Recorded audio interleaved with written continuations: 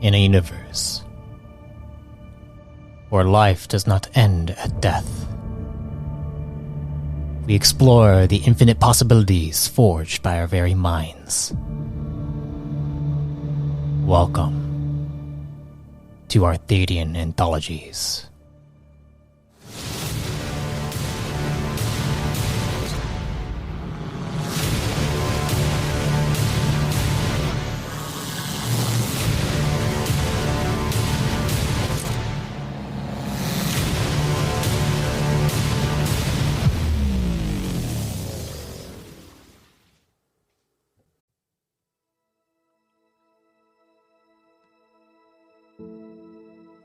Greetings, fellow travelers and storytellers. Welcome to Arthadian Anthologies, where I, MS Arthadian, dive into this new expanding universe and the deeper meaning behind it all. The first Reborn in Power series of Season 4 is complete. But before we move on to our next series, I have a new squad here to share their thoughts on all that occurred in our 13 sessions together. Now, obviously, there were two storylines going on here, which is due to scheduling conflicts at the time of recording. And I also know, for each of you, you've refrained from listening to the podcast so as to not spoil too much on the other side of things. That might change now, but if it's important for you to keep out of Liam's story or vice versa, for you mixed on the Trin Trek side of things, feel free to deafen yourselves when spoilers come about. Either way, we all know where you all have ended up, and this series was the backstory to that. So, without further ado, let's dive in. If you guys want, feel free to just, introduce yourselves to the audience so that we all know who... roommates. Yeah. What? This is a bit, don't worry about it. Yeah, I know. Go ahead. Oh, hello everyone. I am Alien Ovan, and I play Arok of Vantanen in Reborn in Power. Mixed scales here. He plays Liam, if you're wondering. Hi, I'm Sai. I'm sure they can. I'm Ashes, I play Sai. I guess both works. She plays Marmaduke. Oh, wait, no. Don't do that. That's going to get confusing. This is an audio format. And I'm Matt, and I play Marmaduke. All right. So, if we need to, each one of us has the power to kick another one out. That is true, but we also all have the power to all come back in at any point in time. So We can all be reborn in power. yes. So first up, we're going to start off with the very beginning of our little series here, entry 1, which featured, well, the three amigos, Arok, Sai, and Marmaduke. And let me see what I have here. I took some notes. So in the first entry, Does this make you to leave, though? if you would like. Do you want to leave this early? I was about to say. Anyways, in the first entry, we started off with one of Marmaduke 9's many fragments. Him waking up, hearing the banging from his door, and it being Reggie there. If you recall at the beginning, Reggie seemed rather nervous. With all that happened, what do you think was going through his mind at the time, for those of you who were there? Through Marmaduke's mind or through Reggie's mind? Through Reggie's mind, when he was being, he seemed rather nervous talking to you. I mean, this was his first impression on the people that he basically spoof hired to investigate the problems he was causing. Yes. I think it probably was like, oh my god, it's this guy. He's gonna, for God's sake, don't get him a ship.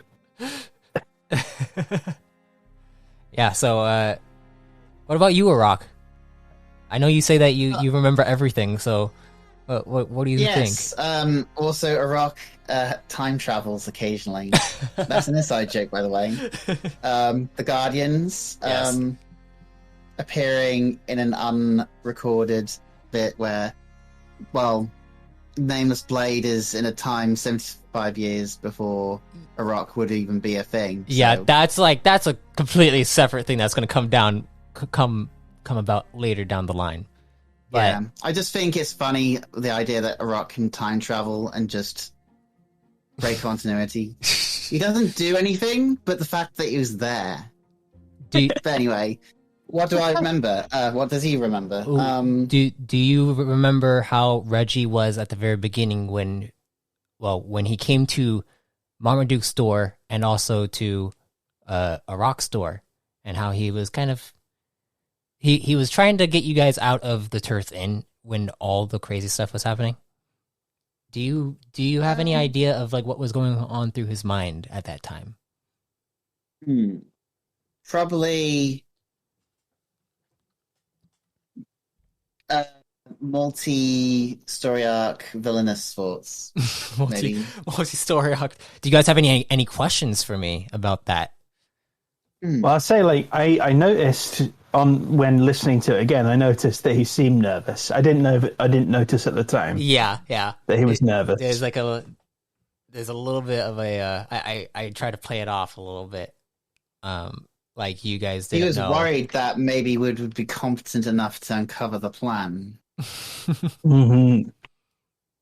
I mean, seeing me again probably made him a little bit nervous. Yeah. Agreed. Yeah, especially with the context that we learn near the end of.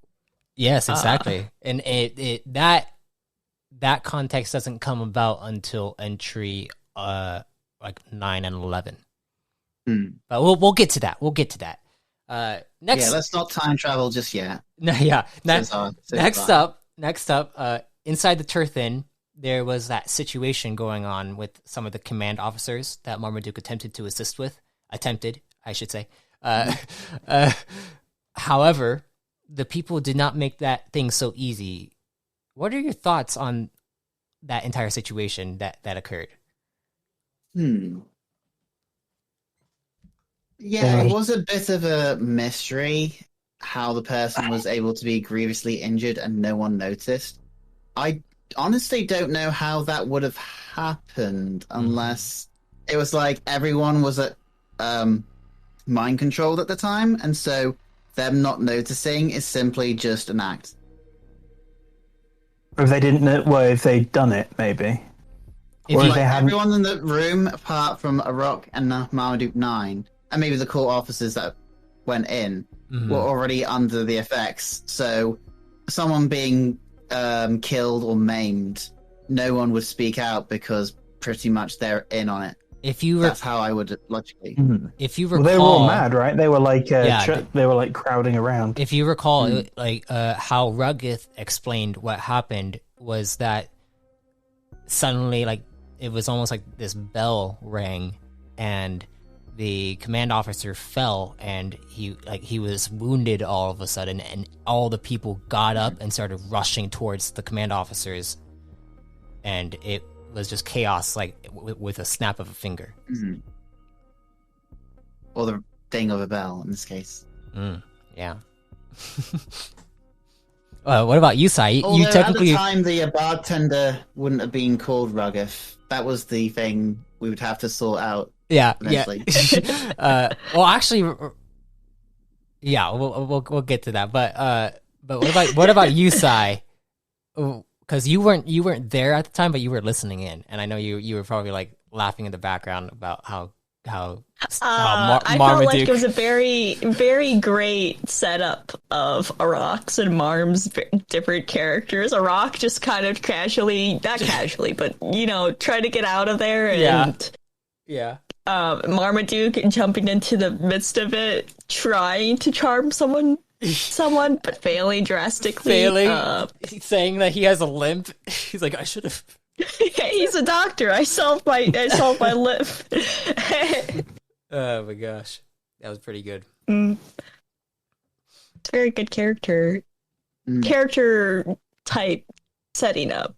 Yes. And moving forward, when Arok and Marmaduke met up with Sai, she was with Frezzo at the time, while the two hunters were with Reggie.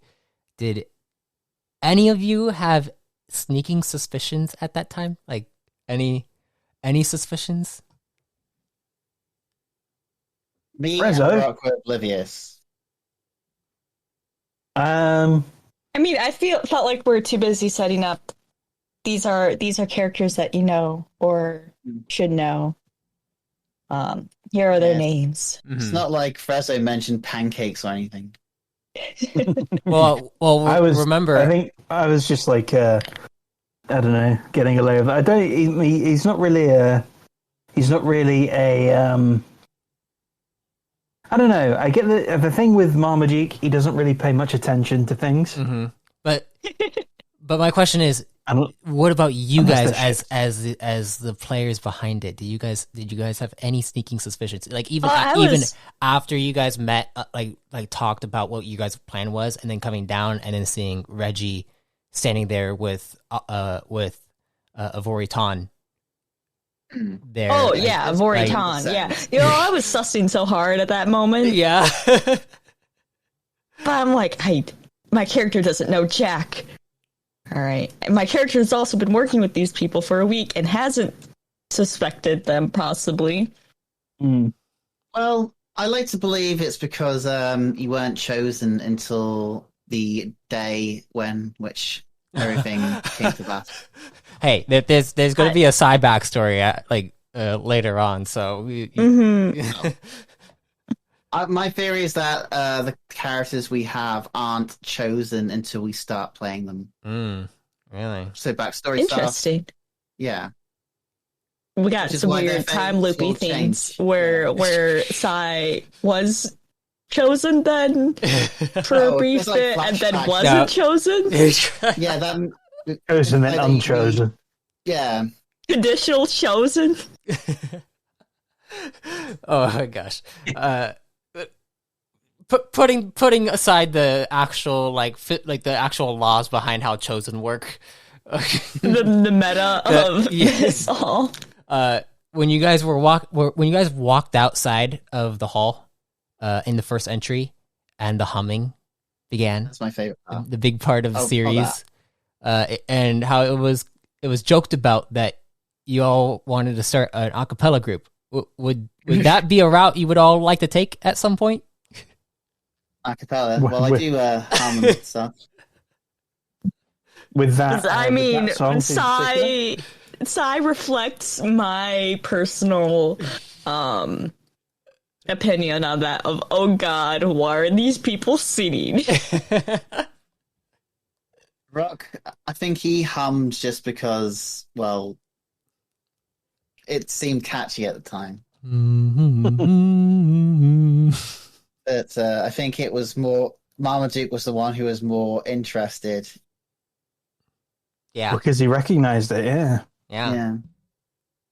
It had to do with, we'll get to that. We'll get to that. Y'all casually humming that near people. Yeah. Oh. So with that, I'm gonna switch over to Liam. Liam, are you there? Can you hear me?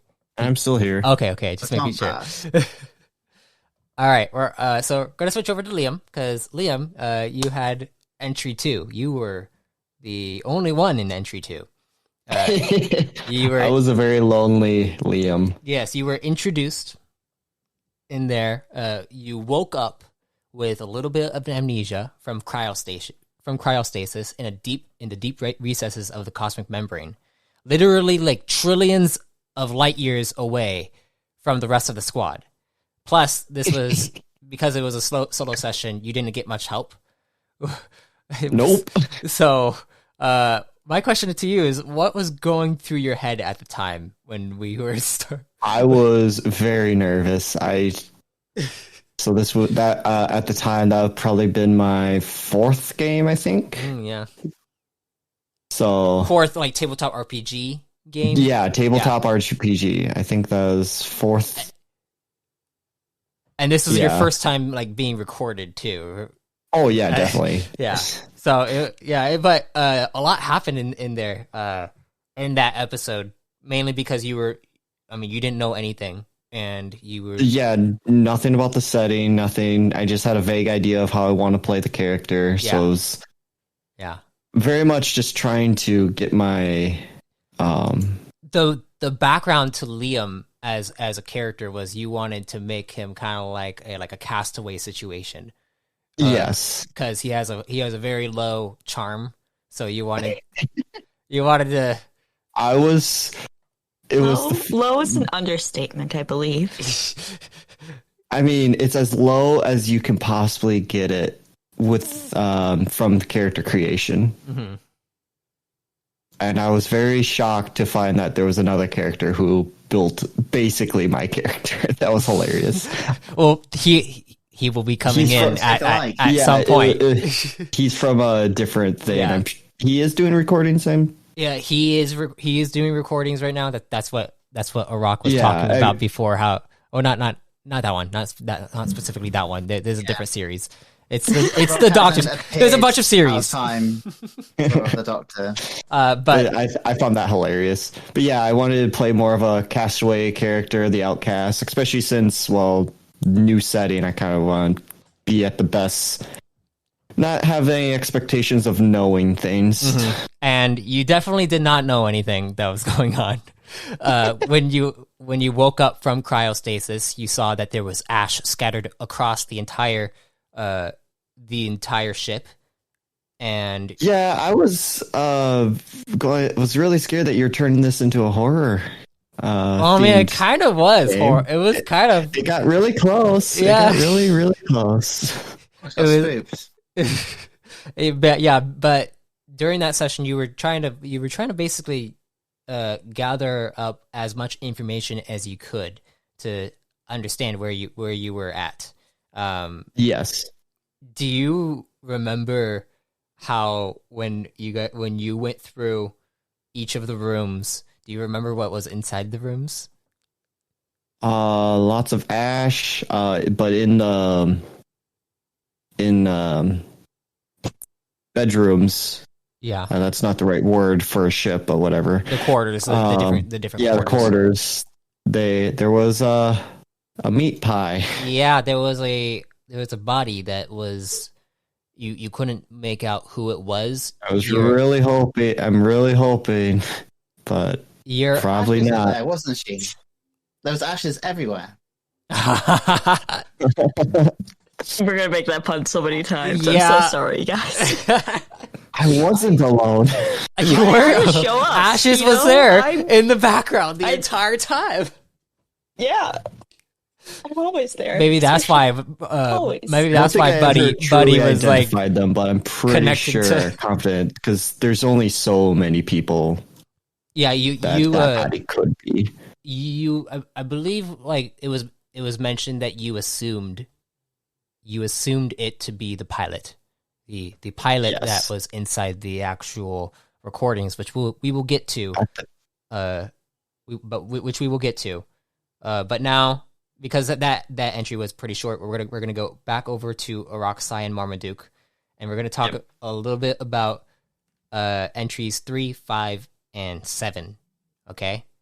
So in entries 3, 5, and 7, Arok, Sai, and Marmaduke had to deal with fighting the citizens. You discovered that the mind virus going around was transmitted via codex, and the language was Votanian. Do any of you have thoughts on this? Well, me and Rock do not know what was it? Votanian was. Yeah, don't know how to read that. So I guess we just convert to Sai.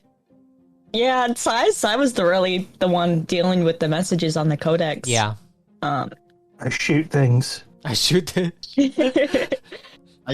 things and occasionally shoot things. So Sai, what are your thoughts? Because it was transmitted via codex, but the language was Votanian. You might assume that it would be Psyox, and Psyox is the like the technology language. At a certain point, I even like made a mistake and said it was Psyox when it was actually Votanian. So it was even in my head I was thinking Psyox, but it was actually Votanian. So what do you think about that? I mean,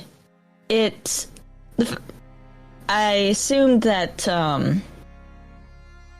someone up on the up and up of controlling everybody would have been speaking it, and the fact that they weren't using psyops was interesting. Either it was a deliberate choice to, red herring mislead, which, knowing things a little bit, but not really. Yeah. But I was just keeping an eye out on potential Votanian speakers sent from that point. Yeah, and you know who spoke Votanian? It was the Reggie. Not Reggie. It was the. It was Fresno. Yeah. But yeah, and also in entry 3 and 5, you guys got to know more about the bartender in the Turthin. It wasn't the most straightforward rescue, but you were able to get Ruggeth to safety. Were there any doubts in your guys' ability to save him? I mean, there were doubts. Oh yeah, doubts. Yes. I didn't cross Marmaduke's mind. It did. I mean, I feel like this entire prelude has set up Sai for anxiety, so Sai has anxiety now. Also, I do have that post-it note on my computer that just says "Barkeep Rugged." Yeah, it was funny because when we did these sessions, I had mentioned his name as the innkeeper, the owner of the inn. He like literally said his name, like whispered it, and you only got it once throughout the entire. Throughout the entire I don't thing. think any of us realized how much we'd be like, yes, this character, this is the character. And that's also love. That's also my I'm not good at taking notes, and I'm also improvising my sessions. So like I will literally come up with a name out of pulling it out of my ass, and then forget that name. And then have to come I still need to find and hunt down that opera singer that. Oh, I think I don't know. I'll have to listen back on the. I think it starts recording. with a K. We'll find it eventually. Yeah, but it was definitely Ruggeth. Ruggeth was his name. But you guys, Sai had doubts. Marmaduke, did you have doubts? None at all. Would you? Well, I mean, it was irrelevant to me. My question is, would you? Yeah, it wasn't a. Can we do this? Is it like, okay, this is a thing that's happening and it needs to stop happening, so I guess we're going in and making it stop happen. Interesting. Marmaduke isn't going to abandon someone. Okay, yeah.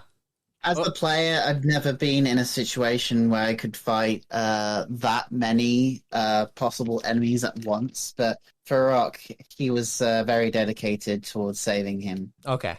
So there was no hesitation in the fact that you guys wanted to save him, not just run away and go try to get Core Command's help, kind of thing. Nothing worse than a player not heeding the call. I mean, sometimes you have like not so good of characters who just want to run away, Yeah. I mean, sometimes the best option is running. I can name a character. I can name a character right now. I'm not a coward. Well, I probably wasn't talking about you. I was probably talking about someone else. Anyways, everybody, you gotta keep in mind, running sometimes is the best option. Yes, and we will get to a part about that too. That running is technically a good option in certain situations, and you can't save everyone. That is a good lesson to learn. And you're gonna make us learn it one way or another. In entry 7, you were all rescued by the Southern Command outpost, led by Commander Kurter. They then used your connection to the administration to try and see if you could discover who was behind everything. You didn't see Kurter until after everything went down. Where do you think he went? Bathroom. I mean, we left a lot of dead bodies behind, so might have a bit of a paperwork to do there. Yeah. And we had a lot of brainwashed people that were suddenly in his custody. There's there was a lot of potential going on. There was a lot of stuff going on there. What do you think, Arok? Well, I suppose it was a relief to not have to deal with literally the entire rest of the town. Yeah. I guess, yeah, I think he was just making sure, because I think he was the one that actually got to Rogoth during that fight first. Yeah, it was, Arok grabbed Rogoth by the arm and started literally like dragging him across the battle. I mean, yeah, I would have carried him, but that would probably have prevented him from punching people from getting too close. Yeah. So, yeah. Glad he's safe. So, beyond that, now we're gonna go back to Liam. Liam, you're there. Yes. Good. I'm here. Good. Loremaster. So in entries 4, 6, and 8, Liam, you had a lot happen. You managed to explore most of the solar orbiter, learned about some of the logs in the AI system we now call Buddy, which in turn brought some memories back to you, mainly about how your father and your mother, and also the situation with Hagar, pilot Hagar, who ended up being the one to pull your captain out, like your father out of his cryostasis and deal with the implications that there was something going on in Hagar's mind, which most likely is the cause of the entire problem. Oh yeah, that's that was. I'm really hoping that meat pie is him. Yeah. We'll get to that. We'll get to that. You also fought the monstrosity, the robot monstrosity from the lower level, which you managed to cut off its hand with the bridge bay doors, but the hand had a mind of its own and plotted in random coordinates. At the time, do you remember what you were thinking the hand was doing? Sabotaging. Sabotaging. Yeah. Like going to the nearest sun. Yeah. But later on, we find out like where that actually took you. The worst place possible. Oh, yeah. Detroit. Entry 4 unveiled the logs you found of Pilot Hagar and your father, Captain Kotoro. What do you think happened to Hagar? Like, if that massive blood and guts was him, what do you think happened? I guess they just turned to dust at this point. That's all the other. Well, the dust was scattered all throughout the ship. The only like dead remains was that one body inside the room. Yeah. So, well, because there's 4 people, including Liam. So at least 2 of them either died and turned to dust due to the invasion, or they're gone somewhere else.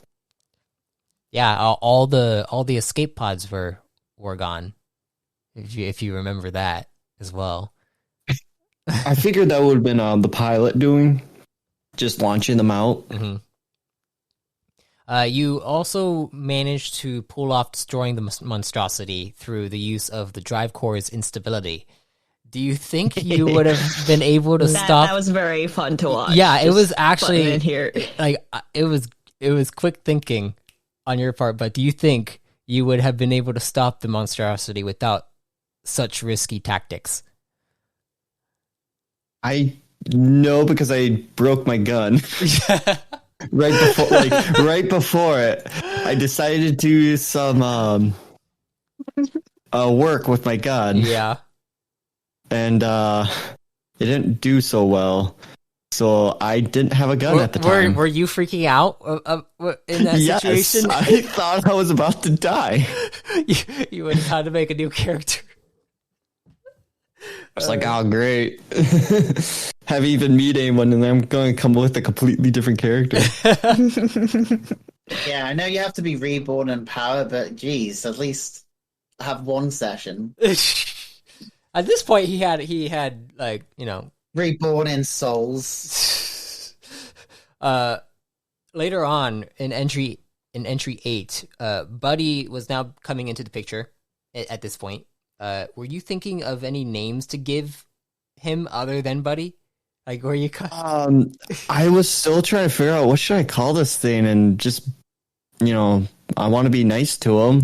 Mm-hmm. He's just got born, so I just called him Buddy, you know, to be like, yeah, you're my friend. We're friends. And then he just started calling you Buddy, and then it just kind of got reciprocated. Yeah, then it just kind of started. Yeah. I don't know if you remember. I actually don't think you remember. But do you remember when you were looking through the manifests of the cargo holds there, and there was one? Oh yeah, they were all empty. They were all empty except for the box. one box that had something in it. And then is the box still there? And no, wait. You obviously don't remember. But what you did was you looked inside of it. There was nothing there. But then later on, I forget if something occurred where it started to make something inside of the box, and you started freaking out, and you wanted to get rid of the dead corpse. So you took that body and you threw it into the box that was creating something, and you went to go take it to the airlock in the back to shoot it out into space. Into this deep space. And before you could do that, some like crazy tendrils escaped from the box. And you had to basically like cut off the tendrils using the airlock mechanism, and you were able to shoot it out into space. What do you think happened with that thing?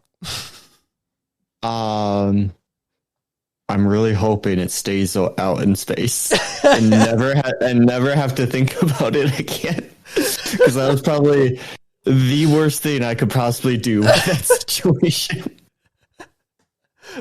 Yeah, maybe it'll fall into a sun or a black hole. Here's hoping. Yeah. So yeah, that definitely happened. That definitely happened. Or plot twist: we get to the very end of our campaign, and then as the final boss, the creature that Liam jettisoned ends up landing wherever we are and have to go fight it. Yeah, maybe we'll see. We'll see what happens. But now we're gonna move back over to the rest of the group. Just gonna put on some little disco music. A party at this one. I mean, technically, this is like the worst music to play during this part, because it was entries 9 and 11, which I consider the climax of the series. It brought the three of you into a difficult situation with Marmaduke seeking to kill Avori Tan, if you recall. Yes. Then Operative Micah and Enforcer Recto sought to bring Marmaduke along with them by humming the little tune. And then Marmaduke willingly went, since it seemed pointless to fight them, since they were literally like overpowering you all. Yes, I almost died. Yeah, that is a moment where you're just like, okay, they're like run or listen Some to awesome them. window shenanigans. That was very memorable. Yeah. We'll get to that. We'll get to that. So this is what brought you to the climactic showdown that occurred. Do the three of you think there could have been a way to stop Micah and Recto through, like, do you think that there was a way to stop them before facing who you faced? Like, stop Micah and Recto, maybe get them out of their mind control before anything happened? Do you think that there was a way? Oh, there's always a way. Do we know it? No. Possibly. Automatic crits, or Arok becomes a guardian. I mean, I would say Arok can't if become a the guy- guardian for reasons. You'll find out. Oh, I would say, like, the person who was controlling them was, like, within sight. I believe. oh yes. If Marmaduke managed to land his arrow, he might have. Oh yeah, because One-shot. Frezzo. Well, now we kind of understand. Like, basically, Yeah. right before that, Frezzo was talking to Marmaduke. You guys heard it over the comms, and then Marmaduke came in and started attacking Avoritan. So it was like you could assume who was behind it, and then Mhm. and then Frezzo was also like I believe Marmaduke, during the fight with Micah and Recto, the door was open and he could see the eye and tried to fire it off, but it was unsuccessful. Marmaduke had a lot of like Marmaduke is good at shooting a bow, but just had a lot of bad rolls. It was like he was in the door jam. Yes, I think. it was in the door jam. Like through a crack in the door. Yeah. It would have was been a rolling very a awesome 1v1. shot. It would have been it would have changed a lot of things that happened. I mean, I think we were all rolling crap in that yeah, fight. yeah. Yeah. and they were rolling really well too. So it was just back and forth. Double whammy. Yeah. Mhm. And there was only one way out of it, at least for the Duke. yeah, and the way that you got out of it was by accepting going with them. So you have to do at least 3 rounds before the scripted scene plays. Also, I realized something. When I was listening back on this episode. I have been making a huge mistake. I've been misgendering Micah in the New Age campaign. In the New Age I'm campaign, so offended. I have been. I forgot that I made Micah a female yen, and I've been saying that they're like a male inside the New Age. Like all like if you recall, I mean, I do Have you? recall like Micah was female. yes, That's what I thought. Yeah. Micah is female, is female, but inside the New Age campaign, I forgot to write that down. So when we started, Well, at least you didn't forget that launch exists. yeah, I mean, I'm fixing it. So I'm retconning what happened, what is inside the New Age. Like, it doesn't really change too much. It's literally just a change of the gender. But yeah, just so everyone knows that if you hear if you hear me reference to about like how Micah is a like he, then it's actually a she. So yeah, I'll fix that. I don't remember this. I think. I can't remember.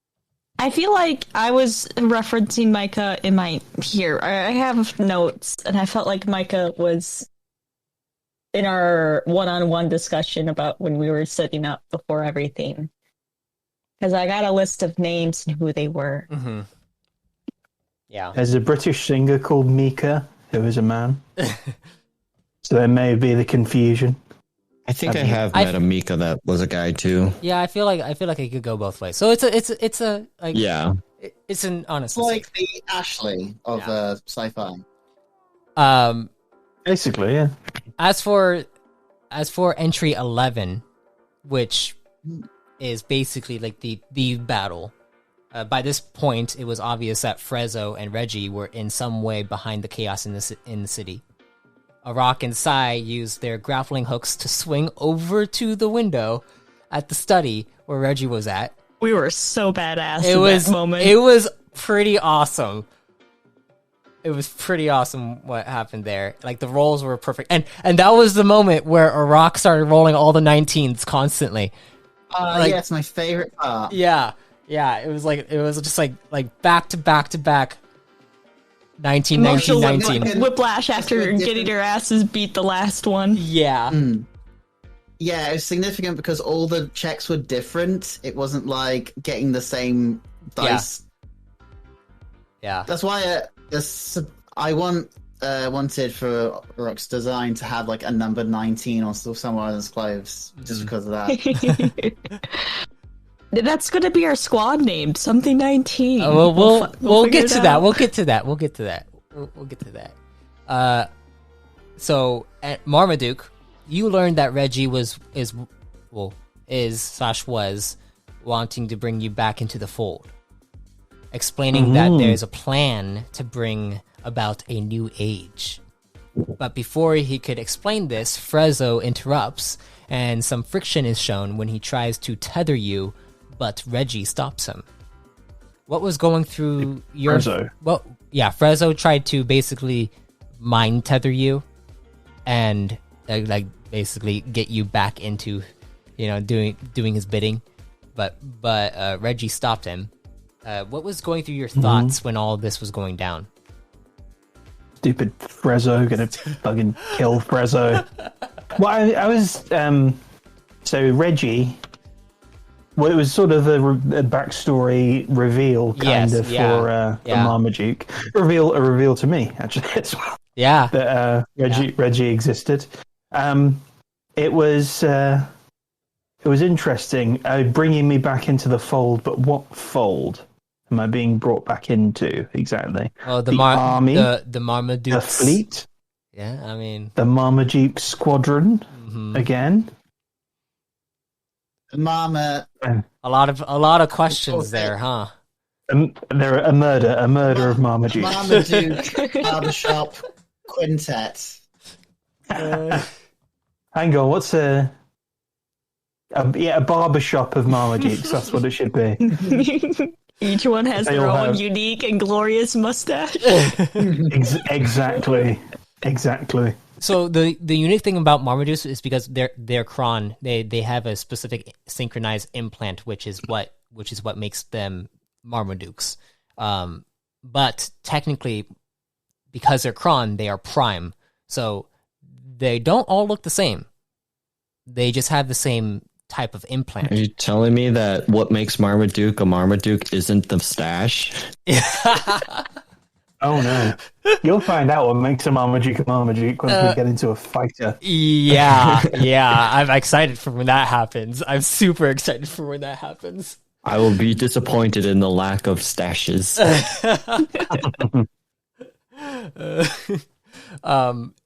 In the final battle, make sure you're wearing a seatbelt.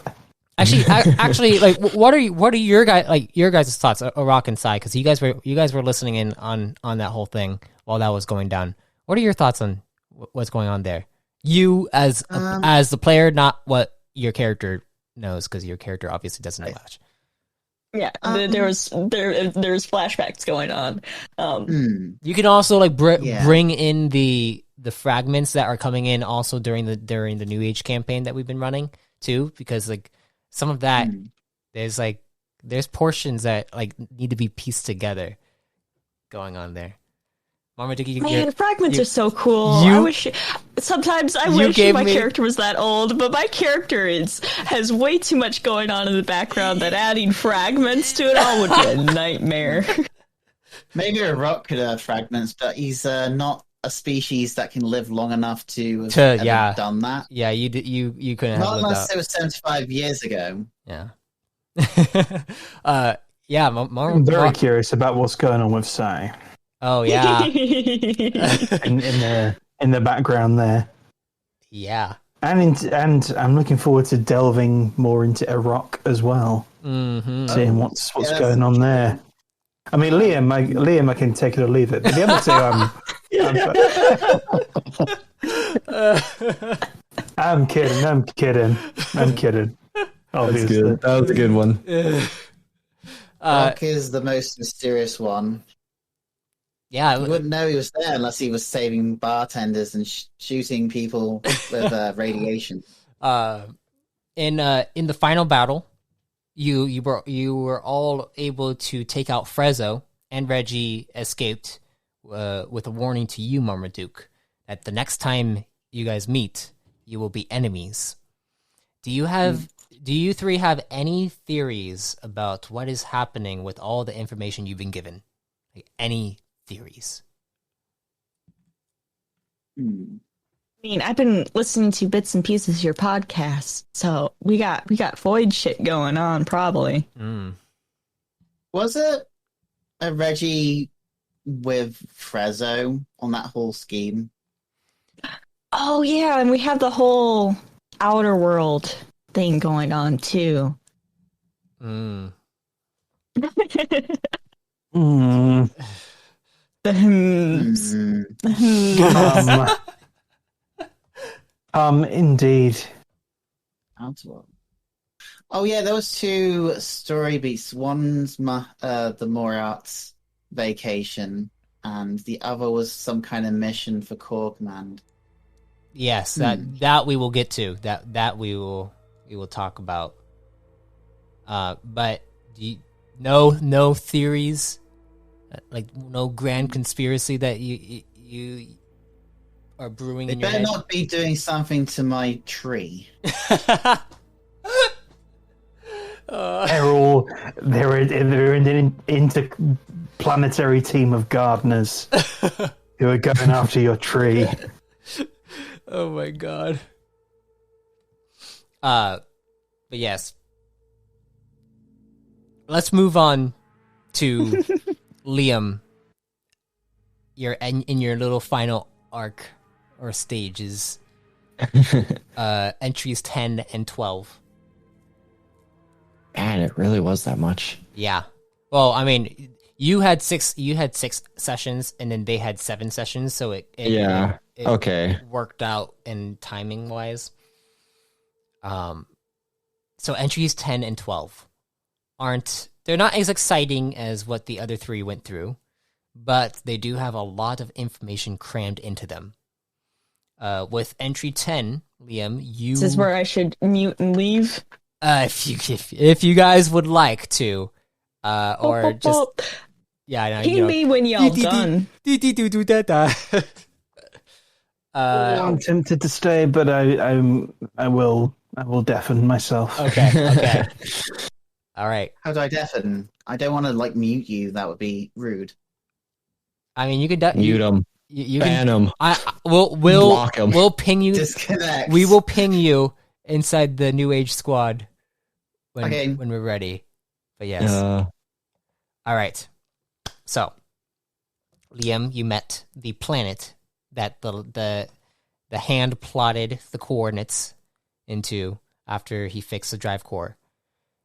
Do you think that planet will come up again in the future, or has Liam forgotten? I'm sure. Has Liam already forgotten that he needs to bring meat to it?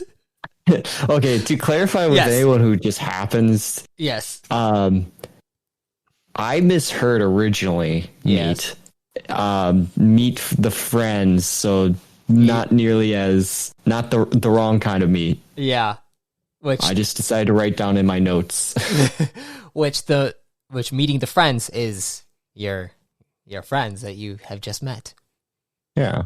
So, do you think that you will? Do you think it will come up to where you will bring them to the planet, or do you think that the planet will come to you?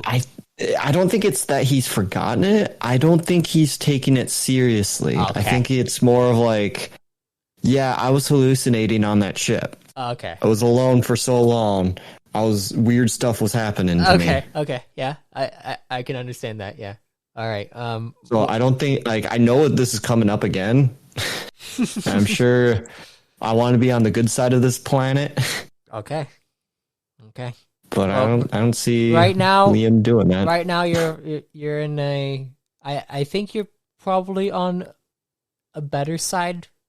Like you're on the good side of it. I guess I would say, with what is going on. We'll get to the implications later on that. But in entry 12, this is where you crash landed. Plus, Buddy is at this point growing more of a personality. This happened more after you met the planet that spoke to you through Buddy. What are your thoughts on how Buddy has progressed, and do you think you can control his future urges? I'm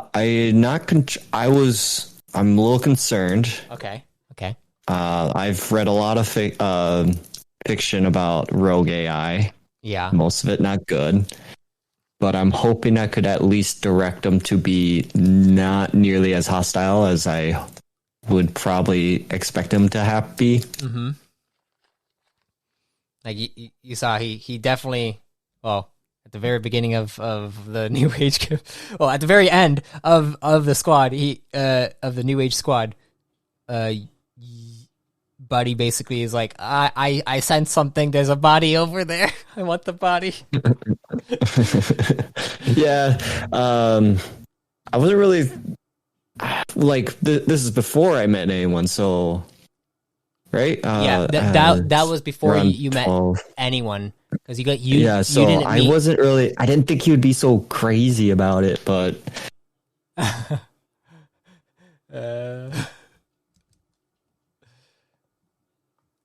Yeah. Yeah, but yeah, I was kind of treating him more like a kid.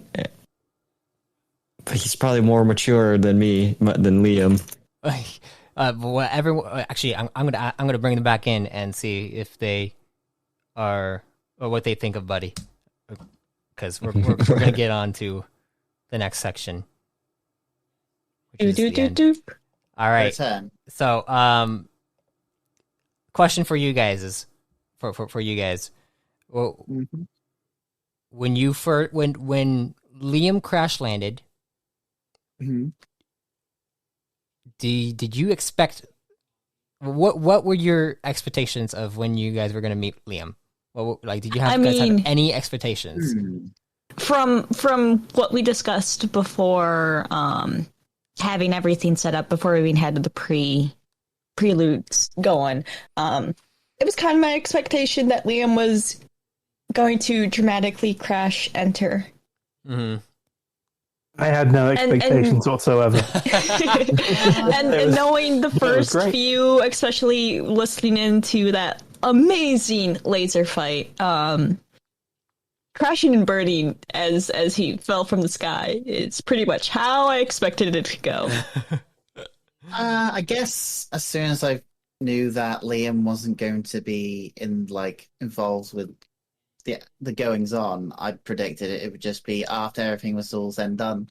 So maybe not exactly the crash and burning from a ship, but it would be conveniently timed. I know you Liam wanted to actually recover the ship so that you guys actually have a ship to fly off with. I don't think that ship's flying. No, it's not. Although if Liam did come in early and crashed into Frezzo earlier, then maybe this would have all been, avoided. Yeah, avoided. Yeah. Paradox ending. It just rolls badly and crashes into Psy instead. Oh, oh no! Oh my gosh! Player killing. So in my campaigns, entry 13 is the finale of your a new squad series. Arok, Psy, and Marmaduke, you guys receive praise from the mayor, the general above Commander Kurter, and news about the whole ordeal is spreading across the harbor. What do you think will come out of this?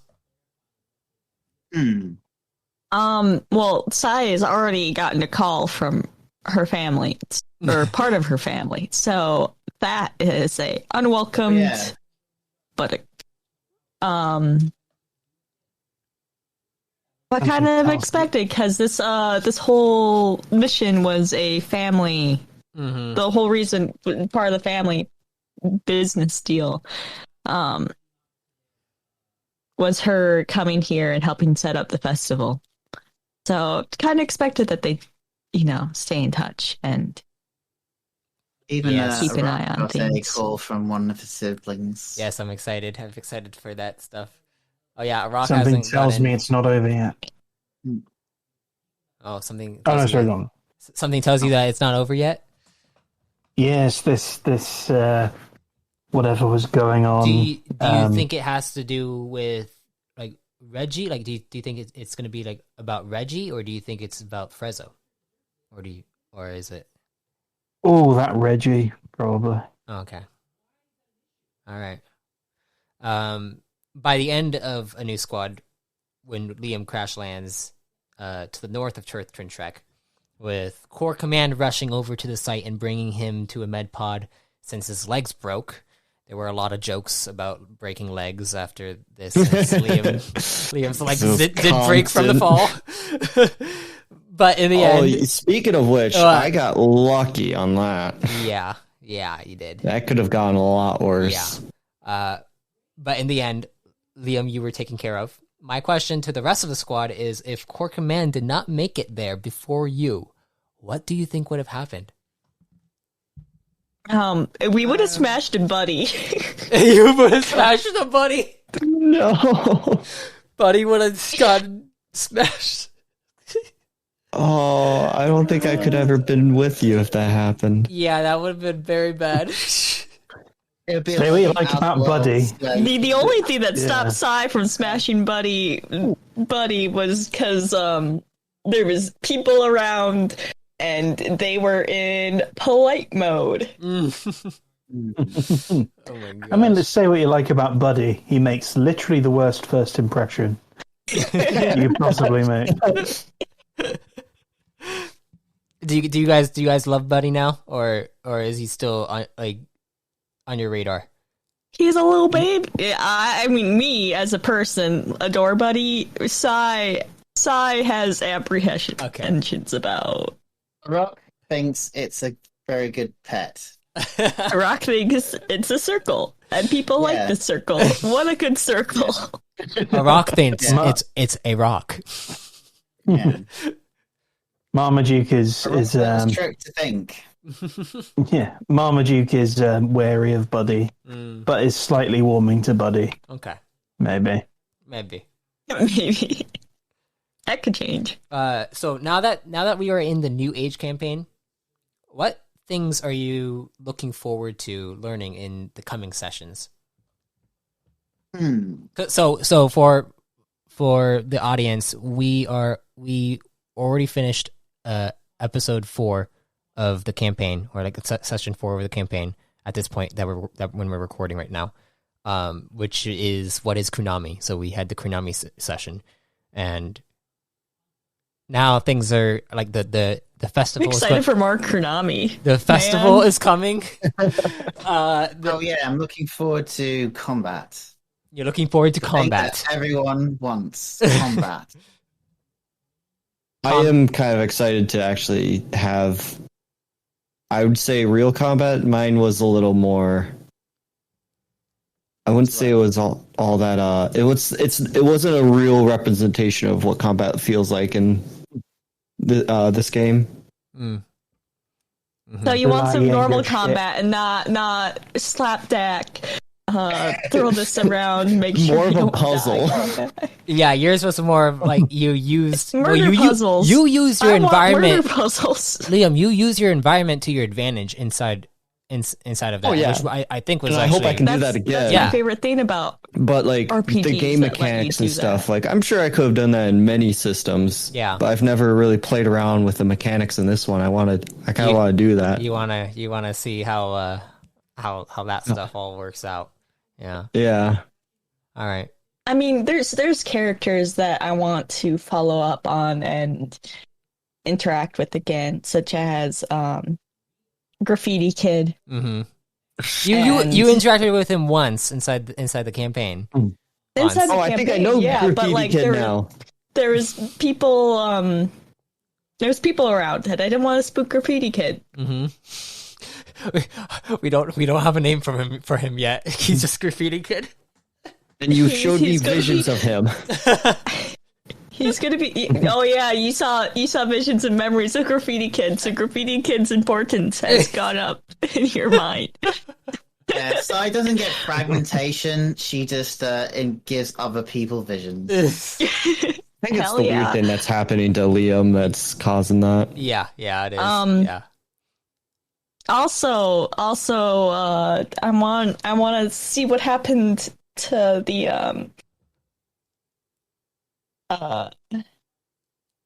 God, why does Sai have the long ass name? So we have the Tease family that are coming in and check up on Sai. I want to know what's going on with the Medine. No, it's the Medine that are coming in to check up on Sai. It's the Medine that's coming in there and checking on Sai. I want to know what's going on with the Tease. Yeah, okay. Yeah, there's a... It's such a tease. It's such a tease. What about you, Marmaduke? You're quiet over there. Do you have any things that you're looking forward to? Space combat. Space. Flying stuff. I'm looking forward to everybody kind of... I'm looking forward to kind of getting into everyone's characters. Looking forward to bonding a bit with Liam, because I haven't... Because Mom... Yeah, having more, just general more interactions with people. I can't wait for Arok to drop a badass one-liner on us and not speak for the rest of the session. Well, actually, you say that. The taunt lore that comes with Retcon, I have like maybe 1 or 2 lines that I'm waiting for if I get like a crit. Are you actually making a list of you should one-liners? You should make a list of one-liners to get ready for like taunting people. That would be good. It may not sound very in character, but they are specifically designed to be irresistible towards aggression. But unfortunately, they're too good. If I say them now, they kind of lose all their power. Don't say them. Just wait until they're until the moment. Yeah. You gotta wait. It'll be. Yeah. All right. So, next question. There are several paths your squadron can take. Which route do you think is the one that you will eventually take? So, if you want me to, I can kind of name some of the list them out. The story threads. So there's the core command one, which the core command, like the general specifically said that he will be reaching out to Sai, because Sai like did all the communications between them about eventually going on this big mission that they have in the works, and it ties into what you guys have just done, because it seems like you guys were able to handle this rather well. No, other than the citizens. Well, no matter about that. Never mind. Yeah, there's that thread. Then there's also the Moriat thread, which is the one where Alvora is talking to Marmaduke about going to Moriat, and there's also the fact that on Moriat we have Arok. This is Arok's homeworld, so some stuff could be brought into that situation. There's also Sai's backstory that goes into that a bit as well, with the Medine, and then there's larger implications that will be explored if you guys go down that route. And then there is the Liam's situation. Liam can really go anywhere. Yeah, Liam can go anywhere, but I mean there are things that Liam could do and has some things going on. Oh, and also Marmaduke as well. Like Liam and Marmaduke's storyline kind of intersects in a way if you guys go to Vicroniax, which Marmaduke, you you have a contact there that gives you missions. I believe I forget his name. But so do I. And we have the searching for body parts for Buddy. Yes, that would be on Vicroniax as well. So that would be a story thread. So technically, you guys have three. Is this like choosing whether to go to Theros, Therum, or Novaria? Kind of. Or is it like once we go to one, we're locked in? Once you go to one, you are kind of sort of locked in. Each story will like give you a different route. There are, I would say the one that I'm pointing you guys more towards as the Loremaster is the Core Command one, because there is the Core Command one can expand through the universe a lot more and stuff, and it would be a longer storyline, and it would be more. It would bring in a lot of different story elements and threads, and it would lead you back to the others. The other ones would have a different route. I actually don't know how it would go. I haven't like really planned for this. Those would be even a mystery to me. Mystery. Those would be a mystery to me. The Vicroniax route, double the story length by choosing the mystery. The Vicroniax route, that one, if it gets hairy, you guys might have to abandon it. Because it would be there's some difficult things going on Vicroniax. We need a level 2. Yeah. So we've got to grind a bit before we go to Vicroniax. Yeah. So and where are the rats? Also the core. Also, you also have to think about core command. You'll be getting paid for like and like consistent missions coming through. So it's gonna be. Like you'll be getting paid. You'll also be able to explore more, and will they give us a ship? I mean, wait a little bit and you'll find out. Sounds like we need more details. The Moriat one will probably be more roleplay centric at the start. I like my RP. Yeah, it'll be more roleplay centric.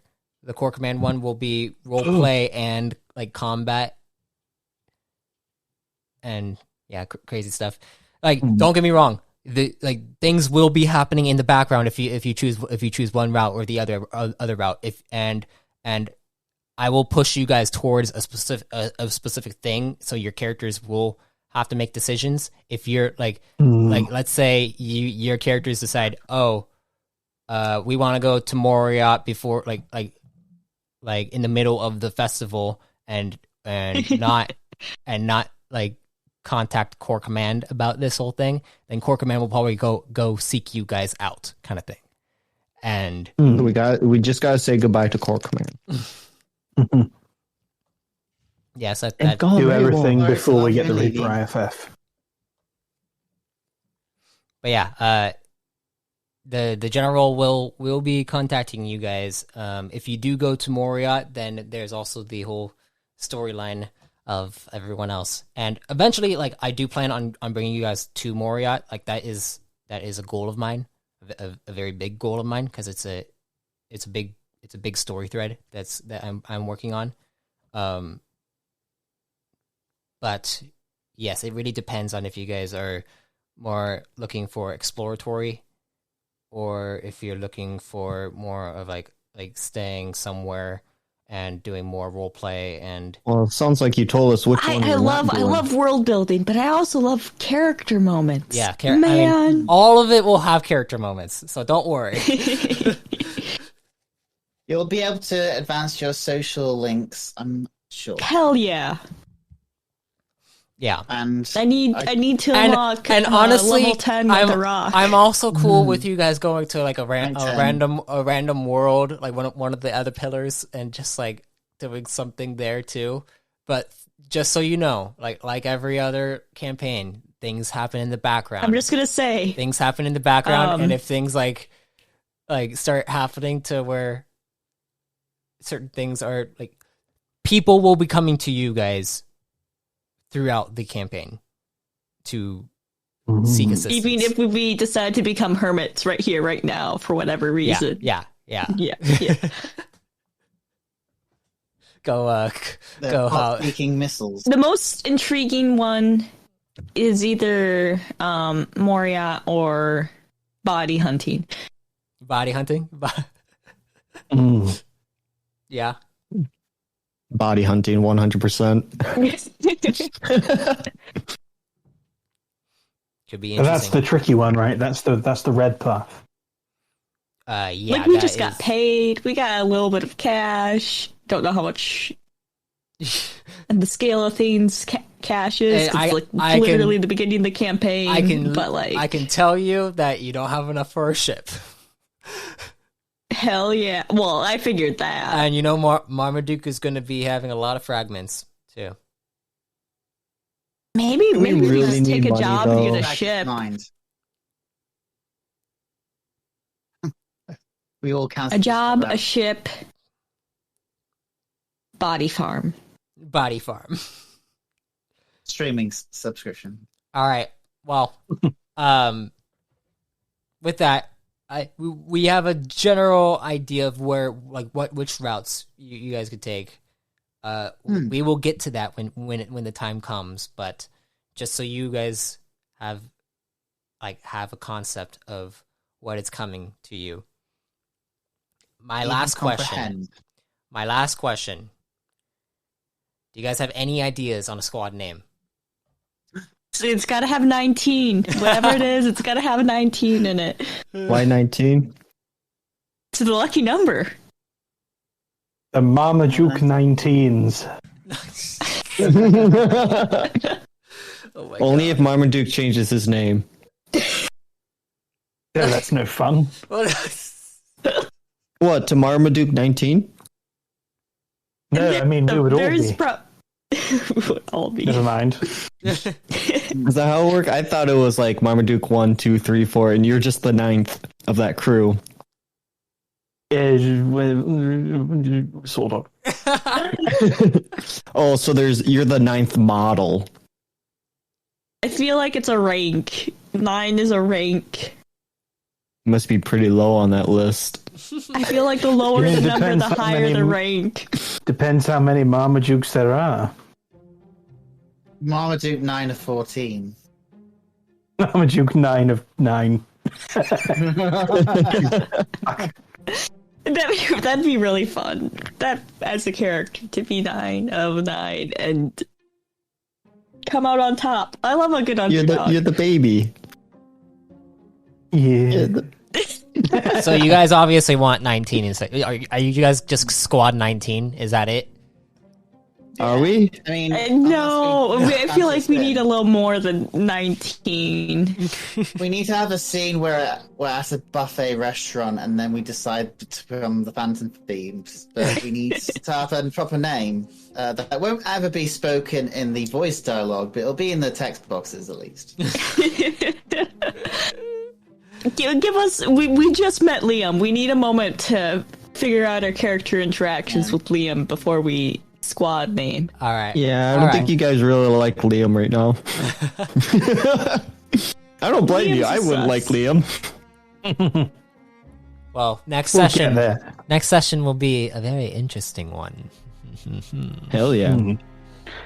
Did you want us to ask you questions as well? If you have any questions to ask me about anything that happened inside our prologue, you may. But if not, we will end it. I have a question. Yes, I have a question. What's up? Why am I having so many fragments? You have enhanced fragmentation. I told you that. So you haven't stopped having fragments, and also you're having a lot of fragments because you're not distracting yourself properly like you usually do, which is going and piloting a ship and going out and doing missions and stuff. You're getting punished. This is also why I want to fly. Yeah, this is why you want to fly. This is the fantasy equivalent of thinking too much at night. Yeah, Well, I've got Alvora for that. and I'm using it as a way to, you know, like show just how bad fragmentation is. I don't know. It sounds pretty fun. It sounds fun. It sounds fun. Yeah. You're lucky you only had amnesia and not fragmentation. Fragmentation, amnesia times 3. Any other questions? Like, people die from fragmentation. Like, it's serious. I know. That's why I'm so worried. Arok has at least melted the head off of one guy with his Hadron Blaster. Will there be any legal ramifications of that, or was he just some dude that nobody cared about?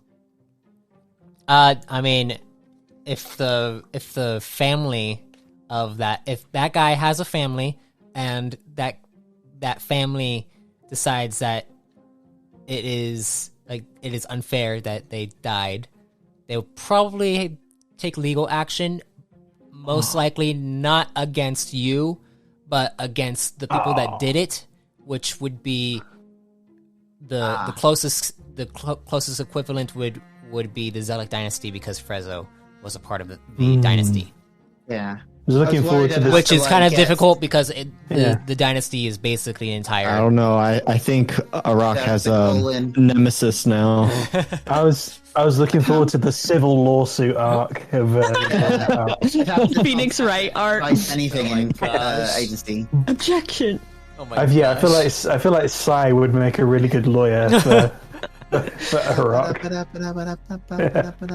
Objection. Hold it. Well, any other questions before we end? No, I think we're good. Well, I am. No, yeah, I'm good. All right. I had my question, so... All right. Sai? We're good. We're good. I need to go back to bed. I mean, I have questions, but I'll probably just DM you rather than potentially spoil. All right. Feel free to. With that being said, we are going to end our recording here. Thank you all for listening. And as I say in every one of my podcast episodes, I haven't quite been saying it during the New Age campaign. I should definitely say it during the New Age campaign. But if death comes to you, may you be reborn in power. And credits.